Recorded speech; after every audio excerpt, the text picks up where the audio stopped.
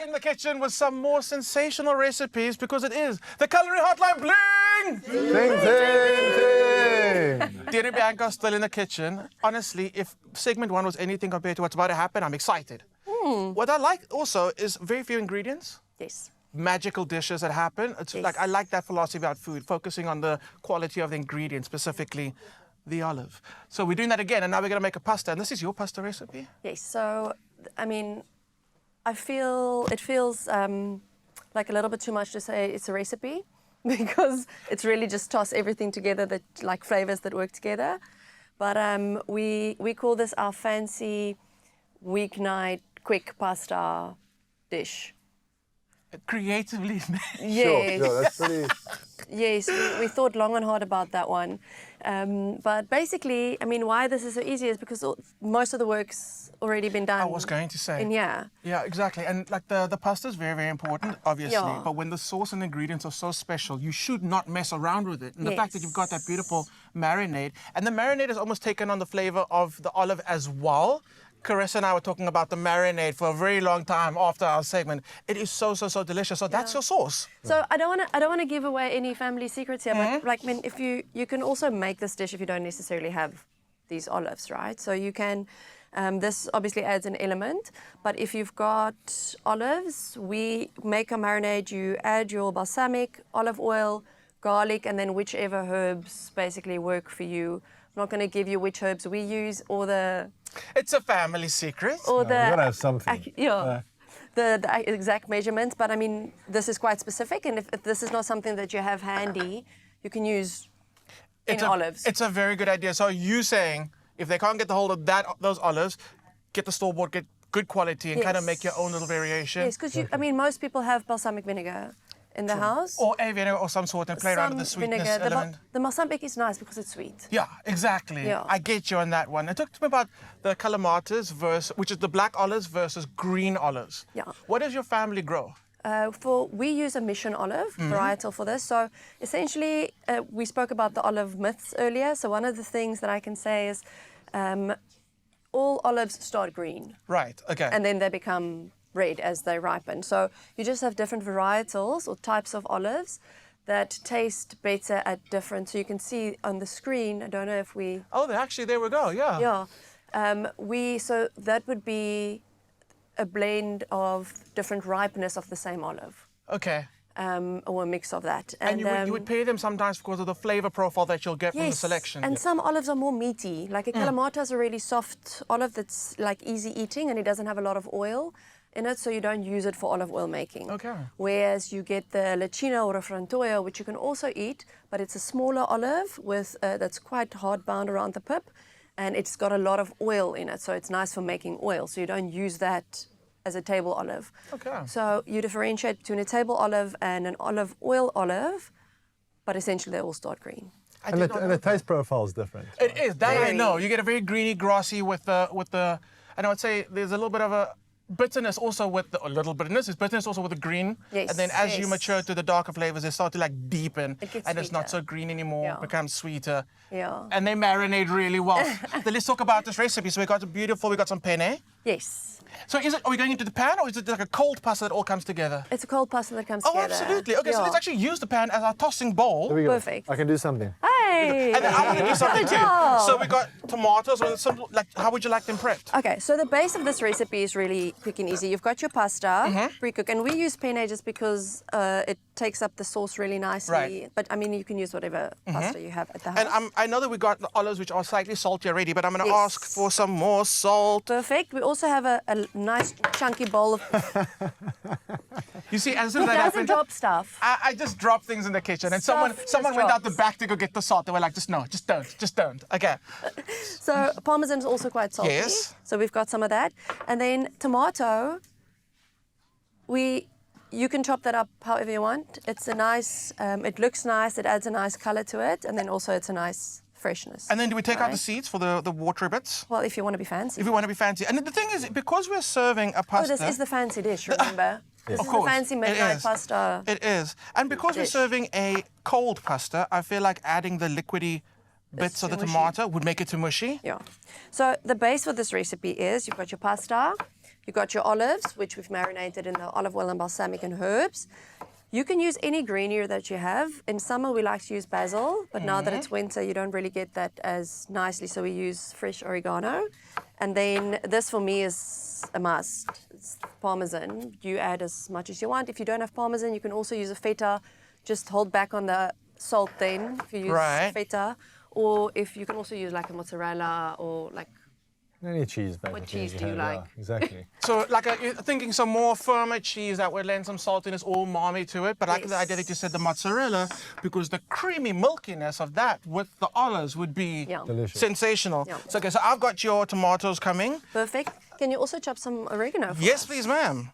These are already washed. And also, you spoke about availability of herbs and like oregano now being available. Dried herbs would work really well with this dish in the same way. So if you don't have any fresh, some dried oregano, dried basil, dried parsley. And these are Mediterranean flavors that we're working with, so you can use thyme.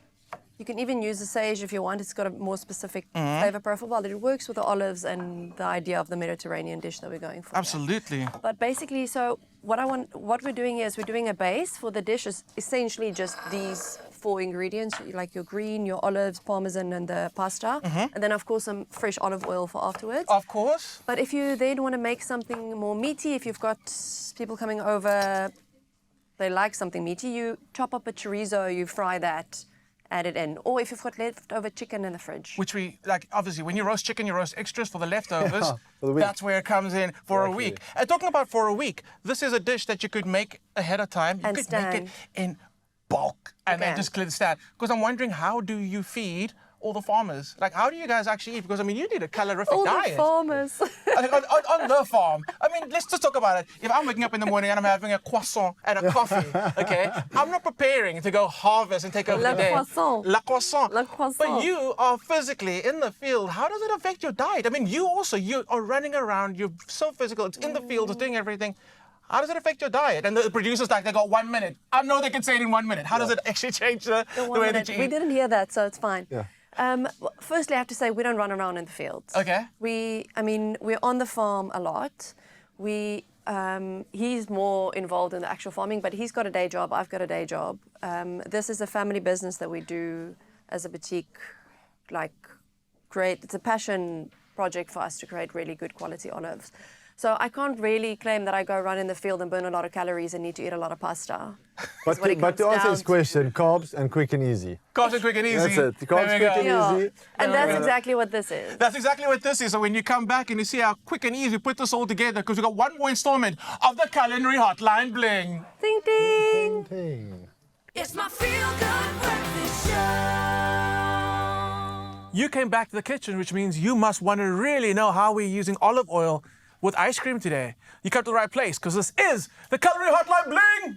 Ting, ting, ting. Now, before I get myself in trouble, olive oil and ice cream. It's delicious. Okay, I'm excited. It's delicious. I kind of get how it would... Look, olive's a fruit, right? Yes. So it's a fruit that's just over ice cream. I mean, Why not? All's been done before. There we go. we're not doing anything new. No, before we get into that, we got a voice note from Mike, and I think this is a question the two of you are going to actually answer. Roll Mike's question. Morning, Expresso team. Just like to know, olives, when they've got the pit in or not, which last longer, or do they last longer with the pit in or not? I'm passing the torch. There we go. I will take that one. Thank you, Mike, for your question. Why I brought her. So the pit doesn't really make a difference to how long the fruit stays fresh.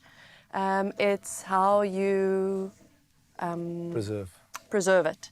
So olives usually come in a brine, which you would... Committed. We're committed. It's in a salty brine, and it needs to be covered in that brine, or at least in something like we did here with the marinated olives in vinegar, which then also acts as a preservative. But the pip doesn't make a difference. Got you. And then would you take the pip out? Well, you take the pip out before you marinate it. For this one, yeah. And then we often see when there's a stone still inside the olive and in a marinade, for that marinade process to actually get into the olive, is that someone painstakingly going and cutting the olive to actually, like, someone stands there with a blade and actually cuts an individual olive. Yeah. As in a mountain of olives, someone's going 1, And there's a mountain of 2. hips. No, it That really is happens. amazing. And that's why I believe that, especially olives, I mean, it's in the Bible. The labor of love goes far back, and the love and appreciation that people have for it and the innovation that you have today for it, it really is appreciated by me as chef, and I think by South Africans in general, that we're taking ingredients and we're just doing such phenomenal things with it. Honestly, South Africa, these olives we've been fighting people away from this bowl. It is so good. But you came for ice cream and Yes, olive oil. yes. Okay, so 2 of my favorite ingredients, cream and condensed milk.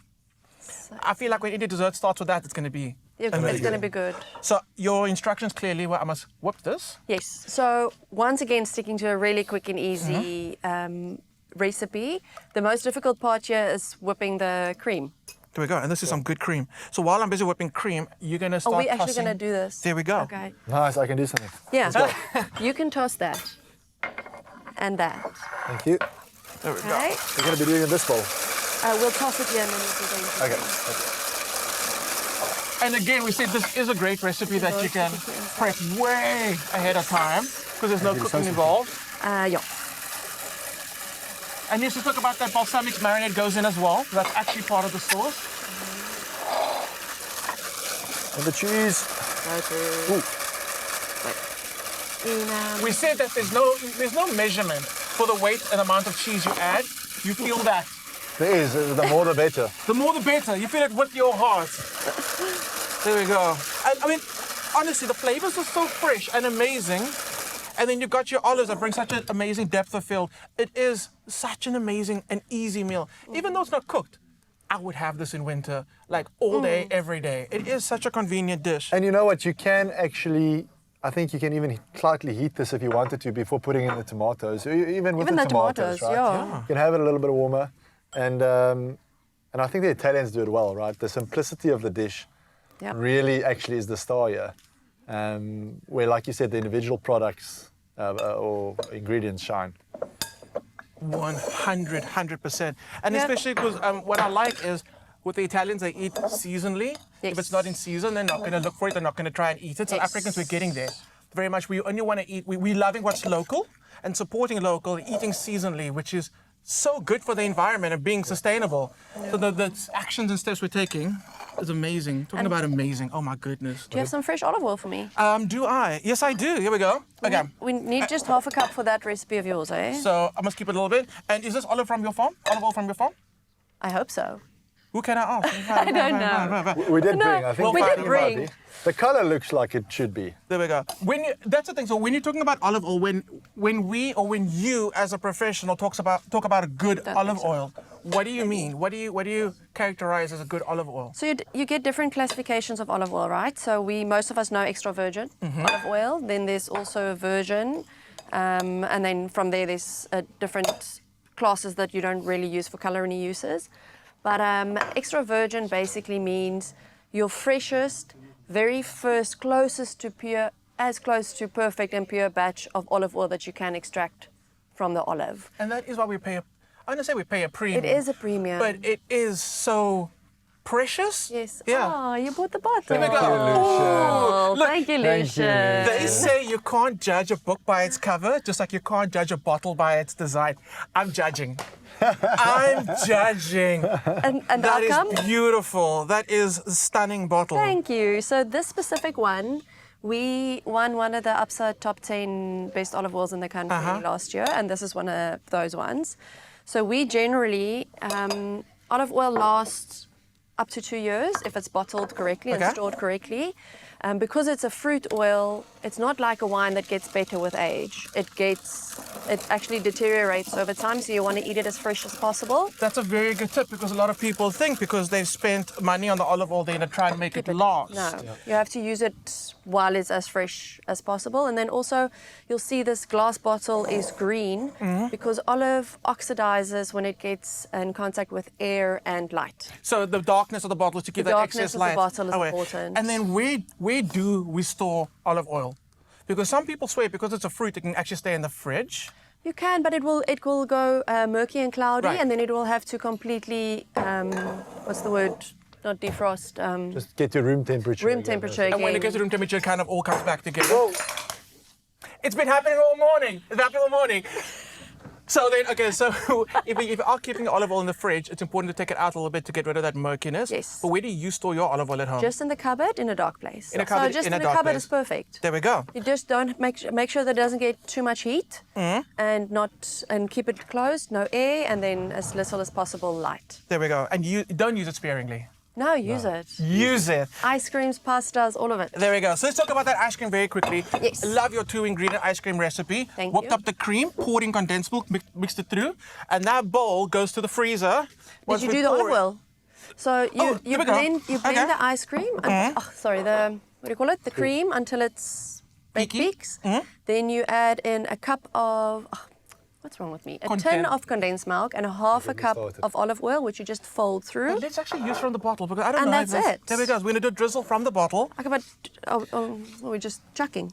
Oh, we are using our very chefy techniques here to Yeah, weigh yeah. out the exact amount.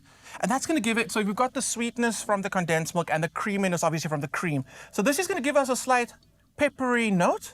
It does have a slight peppery one. Like if I start talking about taste profiles of olive oils, I'm going to keep you busy for a while. But olive oils, they have that slightly bitter at the back of your mouth feel, and then peppery. But most of it's grassy green. If you're looking for if you're using a really fresh extra virgin. I got you. So And you made us first. we made some. So that olive oil gets swirled through the ice cream, and like you said, it's all those beautiful flavors that come through. Yes. I have got some friends who are very excited about this. So can I get them in, Carissa and Skeptical. Graham? I'm gonna Excited. come in.